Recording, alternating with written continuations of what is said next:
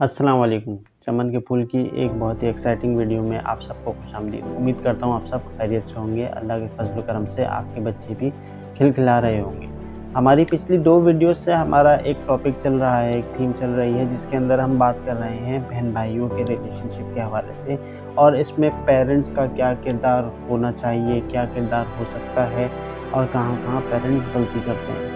तो आज भी हम इसी हवाले से बात करेंगे और आज का हमारा टॉपिक इस हवाले से होगा कि बच्चों का जो रिलेशनशिप है, बहन भाइयों का जो रिलेशनशिप है, उसको किस तरह से बेहतर बनाया जा सकता है। कभी-कभी आपके बच्चे आपस में वैसे नहीं झगड़ते, लेकिन आप कोई ऐसी गलती कर रहे होते हैं, उनकी परवरिश के दरमियान ऐसा कोई पॉइंट आ रहा होता है जिसकी वजह से उनके रिलेशनशिप में जो है वो दरार आ जाती है, डिस्टेंस पैदा हो जाता है और उनकी सोच जो है वो डिफरेंट हो जाती है, नेगेटिव एक दूसरे के लिए सोचना शुरू कर देते हैं। तो आज हम वो तमाम तर पॉइंट्स जो है वो इंशाल्लाह डिस्कस करेंगे जिससे आपको पता चलेगा कि कौन-कौन सी गलतियाँ हमें नहीं आइंदा जो है वो दोहरानी है। हमारे आज के टॉपिक का जो सबसे पहला पॉइंट है जो कि पेरेंट्स के हवाले से है कि पेरेंट्स को ये गलती नहीं दोहरानी चाहिए और वो ये है कि उनको अपने बच्चों को आपस में कंपेयर नहीं करना चाहिए। यानी कि पेरेंट्स स्पेशली अपने 1, 2, 3 जितने भी उनके बच्चे हैं वो उनको आपस में कंपेयर कभी भी ना करें। कभी भी इस तरह के अल्फाज इस्तेमाल उनके सामने ना करें कि तुम तो ये काम नहीं कर सकते, देखो तुम्हारे फलाने भाई ने कितना अच्छा ये काम किया, तुम कभी उसकी तरह हो ही नहीं सकते जैसा कि उसने किया, तुम इतने अच्छे हो ही नहीं जितना अच्छा वो है, या तुम हमेशा गलत ही करते हो, वो हमेशा सही करता है। कुछ उससे सीखने की कोशिश करो, क्योंकि ये अल्फाज ऐसे हैं, ये फितरी बात है। जब किसी के साथ कंपेयर किसी को किया जाता है तो ये फितरी एक अमल होता है कि वो बुरा लगता है, क्योंकि कंपैरिजन हमेशा किसी एक को अच्छा दिखा रहा होता है और किसी एक को बुरा दिखा रहा होता है। तो लाज़मी सी बात है, जब एक को अच्छे और बुरा दिखाया जाएगा तो एक दूसरे से हसद पैदा होगी और शायद इस तरह का ही गुमान जाएगा कि मेरे पेरेंट्स जो है वो मुझसे शायद मोहब्बत नहीं करते, मेरे फलाने भाई से ज़्यादा मोहब्बत करते, मुझे इज़्ज़त नहीं देते, मुझे इम्पोर्टेंस नहीं देते, बस उसी के ग्रेड्स पे उनकी नज़र रहती है। तो शायद पेरेंट्स तो बच्चों को समझाने की कोशिश कर रहे होते हैं, लेकिन ये एक गलत तरीका है। किसी को कंपेयर करके किसी दूसरे को समझाना ये गलत तरीका है। स्पेशली बहन भाइयों को अगर आप कंपेयर करें और आप ये सोचें कि जी मेरी तो औलाद है, मैं दोनों की बेहतरी की बात कर रहा हूँ, तो ये गलत तरीका है, गलत अप्रोच है।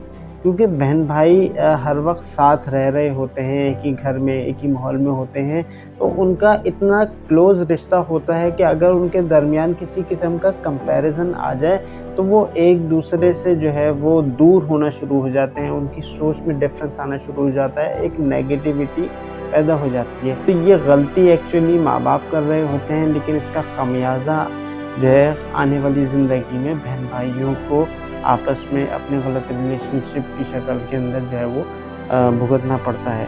फिगर आउट करें कि आपका बच्चा किस तरह से जो है वो एक दूसरे के साथ बच्चे लड़ते हैं, किन पॉइंट्स पे लड़ रहे होते हैं। क्या वो बोर होने की वजह से लड़ते हैं, क्या वो थकन की वजह से लड़ रहे होते हैं, क्या वो आपकी अटेंशन हासिल करने के लिए लड़ रहे होते हैं, क्या वो एक दूसरे की अटेंशन हासिल करने के लिए लड़ रहे होते हैं। तो आपने इन पैटर्न्स को स्टडी करना है कि आपके जो बच्चे हैं वो आपस में जब उनकी लड़ाई होती है तो उसकी मोस्टली वजह क्या होती है। क्या हर दफ़ा डिफरेंट वजह होती है या कोई सेम वजह रिपीटेडली हो रही होती है। तो ये बहुत इम्पॉर्टेंट पॉइंट है कि आपने पहले स्टडी करना है कि आपके बच्चों की लड़ाई की वजह क्या है, ताकि आप उसको उसी तरह से हैंडल कर सकें। अपने बच्चों को सिखाना है, समझाना है, टीच करना है कि वो एक दूसरे के डिफरेंसेस को जो है समझें, उनको स्टडी करें, उनके डिफरेंसेस की रिस्पेक्ट करें। लेट्स सपोज़ कि एक बच्चा है जिसको खामोशी में रहना पसंद है, अकेले रहना पसंद है, ज़्यादा शोर शराबे में हल्ला गुल्ला, ज़्यादा आना जाना आउटिंग पसंद नहीं है। लेकिन आपका ही दूसरा बच्चा है, उसको बहुत ज़्यादा शोर शराबा पसंद है, गेमिंग पसंद है और बस हर वक्त की आउटिंग्स, पार्टीज़, ये सब चीज़ें पसंद हैं। तो ऐसे में लाज़मी तौर पे दोनों बहन भाइयों के दरमियान झगड़ा होने का चांस है। दोनों की सोच ज़ाहिर-सी बात है नहीं मिलती, दोनों का जो है वो फितरत ही डिफरेंट है। तो ऐसे में लड़ाई झगड़ा होने का चांस है। लेकिन इसमें पेरेंट्स का क्या रोल होगा, पेरेंट्स को क्या करना चाहिए, पेरेंट्स को किस तरह से अपने बच्चों को समझाना चाहिए? उसमें उनका किरदार ये बनता है कि वो अपने बच्चों को इस तरह से समझाएँ, इस तरह से टीच करें कि किस तरह बहन भाई एक दूसरे की सोच की रिस्पेक्ट करें, ठीक है? उनको एक दूसरे की सोच की रिस्पेक्ट करना सिखाएँ कि अगर आपके इस बहन को या भाई को ये चीज़ नहीं पसंद तो आप इस चीज़ की रिस्पेक्ट करें, और अगर आपके बहन या भाई को इस तरह से पसंद है तो आप उस चीज़ को रिस्पेक्ट करो, ना कि उसको अपोज़ करो। टीम वर्क, आप अपने बच्चों को टीम वर्क सिखाइए। अगर आपके बच्चे मुख्तलिफ़ सोच के हामिल हैं, उनके ज़्यादातर मिज़ाज नहीं मिलते, जैसा कि मैंने पिछले पॉइंट में बताया कि बहन भाइयों के बिल्कुल मिज़ाज डिफरेंट हैं। एक को शोरगुल पसंद है, एक को मस्ती पसंद है, एक को बिल्कुल अकेले रहना पसंद है। अगर ऐसा कोई मसला है तो उनको टीम वर्क सिखाया जाए ताकि वो साथ में मिलके कोई काम करने की उनको आदत हो, और उनका जो ये एकदम बिल्कुल डिफरेंट एटीट्यूड है, एकदम अपोज़िट एटीट्यूड है, तो इस पोज़ीशन के अंदर थोड़ा-सा जो है वो गैप कम हो और वो एक दूसरे के साथ रहना पसंद करें, एक दूसरे की आदतों को पसंद करें और एक दूसरे के साथ मिल के काम करना, एक दूसरे के साथ मिल के रहना उनको अच्छा लगे। और इसमें आसान सा तरीका ये है कि पेरेंट्स खुद एक टीम बन जाएँ, यानी बड़े मिलके एक टीम बन जाएँ और छोटे बच्चे मिल के एक टीम बन जाएँ। तो बड़े उनको उस तरह से वो काम करके सिखाएँ जिस तरह से वो उनको सिखाना चाहते हैं। Create listening skills. Listening skills से मुराद ये है कि एक दूसरे का कहना मानना, एक दूसरे की बात सुनना, एक दूसरे को इम्पोर्टेंस देना। लिसनिंग स्किल्स जो है बहन भाइयों के दरमियान होना बहुत ज़्यादा ज़रूरी है, बहुत ज़्यादा इससे अच्छा इफ़ेक्ट पड़ता है और एक दूसरे से मोहब्बत पैदा होती है, एक दूसरे से इज़्ज़त का इज़हार होता है। क्योंकि अगर हम एक दूसरे की बात को इम्पोर्टेंस ना दें, एक दूसरे की बात बिल्कुल सुने ही नहीं, बिल्कुल इग्नोर करें, तो सामने वाले को अपनी इंसल्ट जो है वो फ़ील होती है। Teach to respect each other को सिखाने का सबसे अच्छा मौका ये होता है कि हम इस चीज़ को घर में, फैमिली में, बच्चों में आपस में जो है वो सबको सिखाएँ कि हमने किस तरह से एक दूसरे की रिस्पेक्ट करनी है। सिर्फ़ छोटे बड़े की रिस्पेक्ट की बात नहीं होती, बल्कि बड़ा छोटे की रिस्पेक्ट करे और छोटा बड़े की रिस्पेक्ट करे, तो ये चीज़ सही चलती है।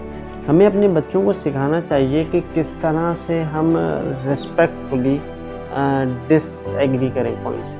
आप किसी पॉइंट पे डिसएग्री करते भी हैं अपने बहन या भाई से, तो आपने रिस्पेक्टफुली डिसएग्री करना है। ऐसा ना हो कि आप डिसएग्री करते हुए बिल्कुल आप ऐसे बाहर हो जाओ और अगले को जो है वो गलत अल्फाज से पुकारो, मज़ाक उड़ाओ, शोर मचाओ और कुछ गलत सलत कहना शुरू कर दो, उसका नाम बिगाड़ के उसको पुकारना शुरू कर दो। तो अपने जज़्बात पे काबू रखना है। फैमिली बॉन्डिंग एक बहुत ही इम्पोर्टेंट पॉइंट है जो कि बच्चों की तरबियत में बहुत ज़्यादा इम्पोर्टेंट रोल अदा करता है। स्पेशली बहन भाइयों के आपस के ताल्लुकात के अंदर जो है बहुत इम्पोर्टेंट रोल प्ले कर रहा होता है कि फैमिली बॉन्डिंग हमने अपने बच्चों को सिखानी होती है कि आपने अपनी फैमिली को हमेशा जो है रिस्पेक्ट देनी है।